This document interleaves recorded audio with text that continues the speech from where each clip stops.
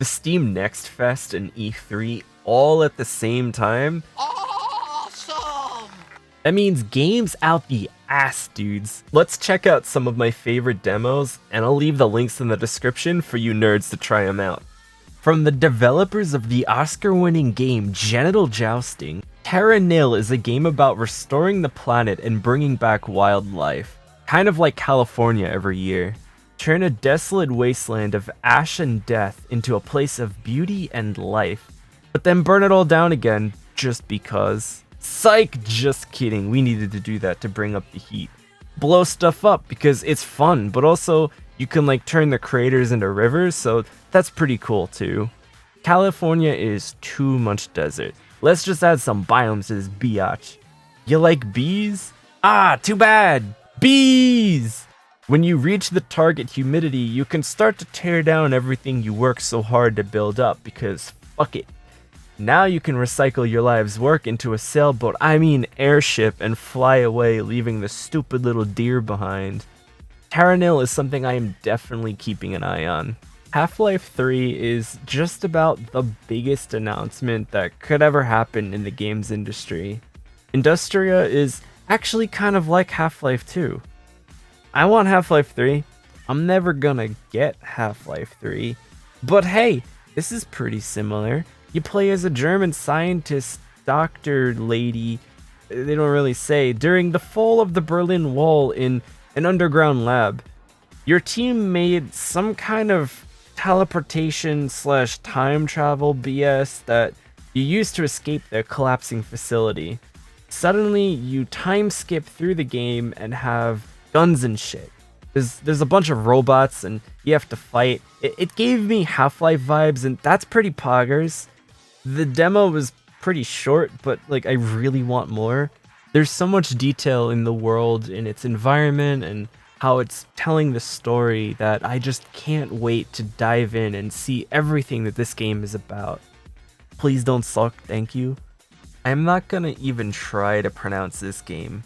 TOEM is a cute game where you take pictures of literally anything and everything and show them to people to collect stamps in your dumb little notebook. In a world where stamps are an accepted form of currency for some reason, you earn bus tickets to carry on with your journey to experience TOEM. Tammy is a mix-up of Pokemon Snap meets I Spy Treasure Hunt. I loved it as a kid, I love it now. You meet people on your travels, I mean, literally everywhere. Like, holy, why are there so many little tasks to do? What's with this dude in the trees? Is that a sock? If he's missing a sock, is he missing his child? Does he wear children? Guys, Mr. Developer, I want this game. 10 out of 10, no, 11 out of 10. When? In UnMetal, you play as a man arrested for a crime that he did not commit. Solid Snake, I mean, Jesse Fox, flies a Russian war helicopter into Allied territory and was shot down. He was then arrested by the same bastards that shot him down. After being brought to a military base for interrogation, you replay through his memories of 1972, where you are trying to escape from a prisoner of war camp after being arrested for a crime that you did not commit. UnMetal tries its hardest to be part action movie, part satire on the stealth/action genre as a whole. UnMetal tries to make fun of common tropes in games, such as making noise to lure guards by banging on something or dropping a coin. You can kick down a bathroom door to beat the shit out of a guard and scent some toilet paper, before you fight a boss that is created and changing as it's being described by the narrator. UnMetal looks like it will be a great game to pick up. You tired of cute? Well, what about nightmares? A happy game is not a very happy game. Don't let its cheerful looks deceive you. I was uncomfortable just watching the trailer to this game at E3. Happy game will live at the back of your mind rent-free and haunt your dreams just because you saw a screenshot of the game. You play as this dumb little kid that is having a nightmare who literally just needs to stay in bed, but he wants to talk to strangers and chase a ball that's clearly possessed instead. I don't know what kind of mental trauma this dude has been through, but he literally needs to see a doctor. Get some help. Unpacking is the perfect game to play to de-stress after playing the happy game, or just after a long day. Instead of packing all of your things in a box, you spend your time unpacking boxes. Otherwise, the game would just be called packing instead. It's like the opposite of being an Amazon warehouse picker. Each room of your apartment has boxes in it, and you blindly remove one item at a time from a box before deciding where it should belong. Some items can't be placed in certain rooms or in certain places, which sometimes can be a little bit confusing. But overall, it's all about the zen and relaxing art of cleaning your shit up. Unpacking teases little bits of lore and story where you move into new places as you grow older, and you start to notice that less of what was prominent in your childhood, such as toys and arts, come with you each time you move. Stuffed animals are quickly replaced with a shit ton of underwear and bras. Art supplies and toys turn into movies and computer games. After recording about 20 of these different demos in a day, Unpacking definitely helped me unwind before bed. I have not been seeing nearly enough attention for this next game. Glitched is a very funny but also interesting take on the Undertale or Earthbound genre of games. You start out by being interviewed by a frog that works at, who'd guess, Frog Inc. After completing the personality test, you're thrown into the middle of a conversation between two characters in the world. You're led on to think that Conrad is you, the main character, before things begin to turn. Conrad begins to feel like he's being watched and calls out, "Who's there?" Suddenly it hits you. Conrad knows you are watching him. Conrad desperately tries to explain what he thinks is happening to Gus, but before he can go any further, the world around them glitches out. The strange anomaly that appears before them suddenly takes hold of Conrad, and soon later Gus. From this point on, you assume control of the character Gus and try to take on the challenge of finding your inner essences to save your best friend. At least with Gus, he acts cool about it and he befriends you. He doesn't get all weird about it the way Conrad did. Without going into too much more detail on the story, this game is just oozing with personality.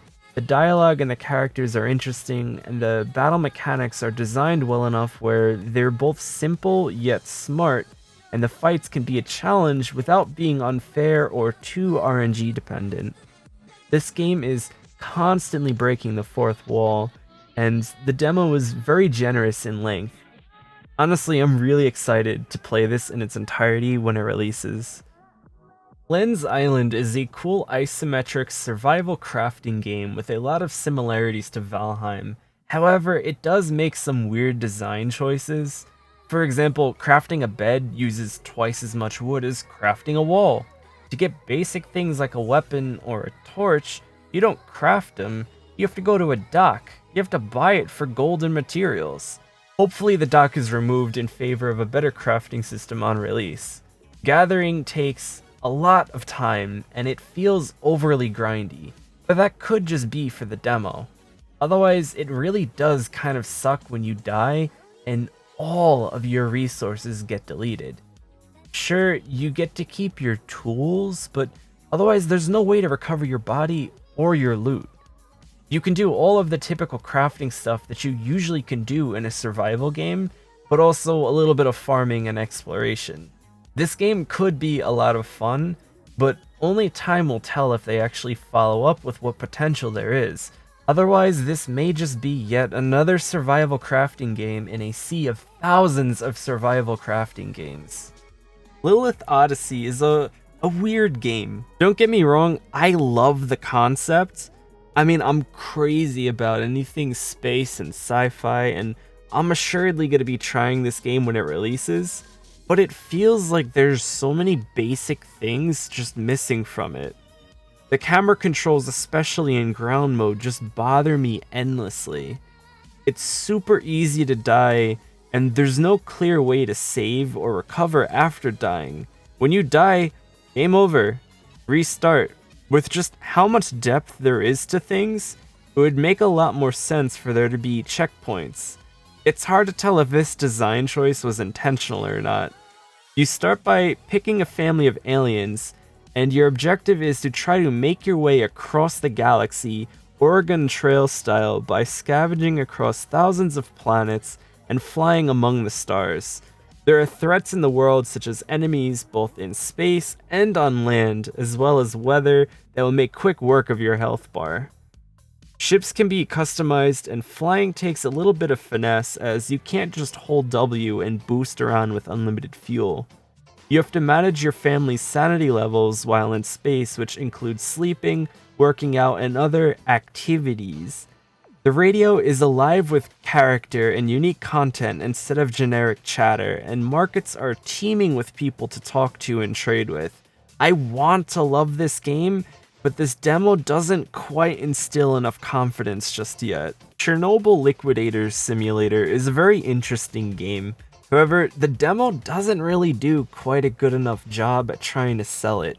For starters, it advertises itself as a simulator, but it really feels more like a first-person narrative instead. There's very little actual simulation that takes place. It also throws like a ridiculous amount of dialogue and tutorials at you. Like seriously, every couple feet for a good while, there's just yet another pop-up telling you how to do something incredibly basic. Like there are just a lot of tutorials for an otherwise simple game. You look at fire, you spray it with water, you climb, like that's it. That's it. We don't need tutorials every 2 seconds. Unless you look at the store page and see what the game describes itself as, you'd get the impression that you got to play the entire game itself already in the demo. I mean, the whole thing is about an hour long, and it really feels pretty complete by the time you finish. Chernobyl Liquidators puts you in the shoes of a first responder at the Chernobyl reactor event. Playing as a firefighter, you are trying to battle the flames while only just beginning to realize the severity of the situation. There's a lot of platforming involved, which would be great if only the controls were a little less wonky. Climbing ladders is the worst thing ever. The full game promises more scenarios than just playing as a firefighter, but we'll have to see if they actually deliver on this. Bear and Breakfast is a game where you, a bear, help build and run a bed and breakfast. But there's a twist. You're a bear! Bartholomew is just an ordinary brown bear that stumbles upon a cabin in the woods with his friends. Inside, you are swindled by an old lady who was suspiciously attractive in her younger years to clean up her rundown resort and start bringing in guests. What stood out to me immediately, besides being a bear, was the art style. There is so much detail in all of the sprites on the screen, and colors are just so deep and vivid. No matter how close or how far you zoom the camera in, the game still looks beautiful. Similar to games like RimWorld and Prison Architect, you design and build rooms that serve specific purposes in your bear and breakfast. You don't want your guests to starve to death, so you have to make them food. It's a lot less paperwork that way, trust me. You can learn different recipes and actually cook the food that gets served to your guests. You need to do a lot of foraging for crafting and cooking supplies throughout the woods. There are NPCs in the woods, such as this little raccoon that will trade items for trash that you pick up around the forest so that you can put it in your resort. This game has a lot of charm to it, and I really look forward to seeing its full release. For the aspiring chefs or waiters out there, Recipe for Disaster is a recipe for that kind of thing you're looking for if you're trying to be a chef or waiter.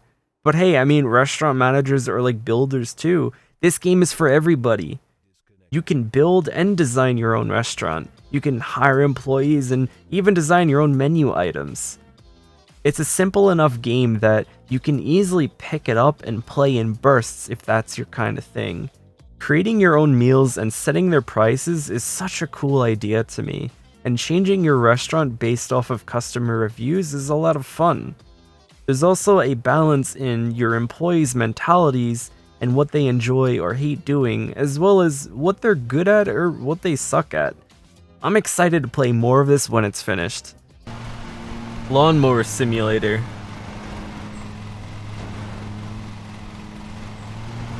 Do I really have to say more?